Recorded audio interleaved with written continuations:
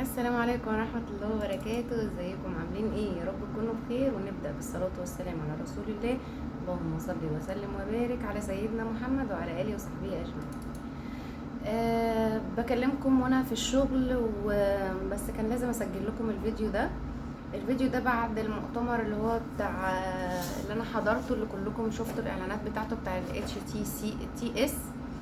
ال HTS دي مجموعة من الشباب، المدربين او مدربين في المركز الدولي، بيدربوا على ازاي تكتبوا صناعة محتوى، ازاي تشتغلوا على نفسكم، ازاي تثقوا في نفسكم، ازاي في حاجات كتير جدا جدا جدا. فكانوا عاملين زي مش ايفنت بقى، هو اكبر من الايفنت، لانه ما شاء الله اللهم بارك اللهم بارك، كان حاجه كبيره جدا وكانت حاجه مشرفه. انا بكلمكم وانا بشتغل في حاجات مهمه لازم اعملها. ف المهم يعني عايزه احكي لكم على موقف حصل معايا بخصوص ان احنا بنقعد نقول ان احنا عايزين نبقى عندنا صبر وهدف واراده وعزيمه والكلام ده كله. انا اول ما وصلت قبل ما اوصل اصلا هحكي لكم القصه. وانا رايحه اصلا المؤتمر، بنتي تعبت بالليل، خلاص انا محضره للمؤتمر ده مثلا بقالي اكتر من 10 ايام ولا حاجه. المهم بنتي تعبت بالليل، الصغيره اللي عندها 8 سنين، وتعبت جامد جدا جدا، لدرجه انه الصبح كان لازم ان انا اروح اكشف عليها قبل ما اروح المؤتمر. انا معادي كنت اوصل هناك مثلا على 10 11، لان المؤتمر هيبدا 10، فنقول ان انا هتاخر ساعه اوصل 11. انا معادي التوك بتاعتي الساعه 1، المفروض طبعا اكون قبلها بساعه ساعتين هناك. المهم انه انا ما كانش ينفع ان انا اروح من غير ما اروح اكشف على بنتي. وخدت بنتي ورحت كشفت عليها، ميعاد الكشف كان الساعه 10. جري جري وهوب هوب اجري، قابليني يا ملك في الحصري، خدي مني اختك، مش عارفه ايه. وكان توتر رهيب رهيب، ولسه هنزل تحت فين عند نادي الرياضه بتاع نادي الجزيره بتاع التدريب الدولي تحت في منطقه ايه، انا مش فاكره في منطقه ايه يعني. بس المهم ان هو يعني انا في اكتوبر، وهو ايه هياخد بالظبط ساعه على اللوكيشن ان انا اوصل. تمام، غير طبعا لو بقى في زحمه، لو بقى في اي حاجه او كده. المهم ان انا روحت والحمد لله وصلت بسلامه ومفيش اي مشكله. وصلت بعدها بشويه، بعد ما كانوا كل شويه بقى قاعدين يكلموني، ها انت فين انت فين مش عارفه ايه، طب انا داخله عليكم، طب انا اصلا انا والله ما كنتش هاجي عشان بنتي تعبانه، طب اصلا انا مش عارفه ايه. المهم وصلت قعدت، طبعا قعدوا يظبطوا معايا التايتل بتاعي، مش عارفه ايه بتكلم عن ايه، عشان يقولوا الكلمه بتاعتي الكلام ده كله. وهنا بقى تيجي الحاجة اللي تعرفك فعلا انت فعلا هتصبري، فعلا هيبقى عندك إرادة، فعلا هيبقى عندك صبر، هيبقى عندك عزيمة، مش هتصرخي، مش هتصوتي، مش هتعملي حاجة، مش هتتضايقي. فوجئ بواحد انا في باسكت جنبي وانا مش واخده بالي، هو تقريبا معرفش شرب القهوه ما شربهاش بقى معرفش، بس هو قاعد يحلف ان ده كان تفل مش قهوه. الكوبايه كده قام رميها في الباسكت كده، فنزلت قاعده، فنطرت كل اللي كان فيها على الجاكيت بتاعي، من اول هنا من اول وشي لحد ضفر رجلي انا اتغرقت قهوه. والجاكيت بتاعي عارفين اللون اللي هو اللي زي الباب اللي ورا ده، اللي هو اللون مش جملي بقى، افتح من الجملي، اللي هو لون بيش كده فاتح. انتوا شفتوه اكيد في الصور يعني. انا بصوا انا يا جماعه فضلت عامله كده، دراعي ده كله كده اتغرق، كل ده اتغرق، بنطلوني اسود وباين فيه البن، كل حاجه وشي بقى عليه بن.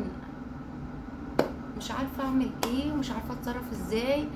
وهو بيقول لي انا اسف، وانا ما ببصلوش اصلا، مش عايزه ابصله، مش عارفه اعمل ايه. وما اعرفش بقى السكينه نزلت عليا ازاي، سكت ازاي. انا ما اتكلمتش خالص يا جماعه، حرفيا انا ما نطقتش، ما فتحتش بقي. وبعدين كان لازم عليا ان انا اقلع الجاكيت كله عشان يتغسل. مش متخيلين، اقسم بالله انا مهما احكي لكم ايه اللي حصل لي في الموقف ده. بس يعني هو بقى ايه يعني بيبقى في الاخر عوض ربنا والصبر، واللي انتوا بتصبروا، وان انتوا فعلا بتتمالكوا نفسكم وتتمالكوا ارادتكم، وكل الحاجات دي بتفرق جدا جدا. بجد يعني انا ما اعرفش انا مسكت نفسي ازاي. كنت متضايقه وكنت حاسه ان انا عايزه اعيط، بس انا مش عايز يعني، بس انا لا انا مش هعيط، انا في موقف يعني في اختبار انا، فاهمين؟ انا كنت في كده بالظبط. وبعدين لقيت سبورت جنبي، اللي هي الاستاذه شيماء دي مدرب دولي اصلا، لقيت قاعده تقول لي ايوه علشان تقدري تتحملي الصعوبات وتشوفي انت قد ايه فعلا، بتقول لهم اصبروا واستنوا وما تتعبوا وما تتضايقوش وما تيأسوش ومش عارفه ايه، فكويس ان انت كده صبوره وشاطره ومش عارفه كده، يعني فهي راحت محمساني اكتر، يعني اكتر ما انا متحمسه ان انا لا لازم اصبر ولازم، ودي اراده ربنا واكيد ربنا رايد ان انا اول حاجه فكرت فيها هي معقوله يكون ربنا مش رايد لي ان انا اطلع المؤتمر وان انا اتكلم والكلام ده كله بعد التعب ده كله والتحضير، وان انا خايفه جدا على الفلاشه لحسن الباوربوينت ما يشتغلش، وان انا عملت الباوربوينت بثلاث صيغ، عملته صور وعملته PDF وحطيته باوربوينت، وبقيت مش عارفه اعمل ايه ولا ايه علشان الباوربوينت ما يبص مني، عشان في مره كنت في ايفنت برضو حصل معايا نفس المشكله وكان شكلي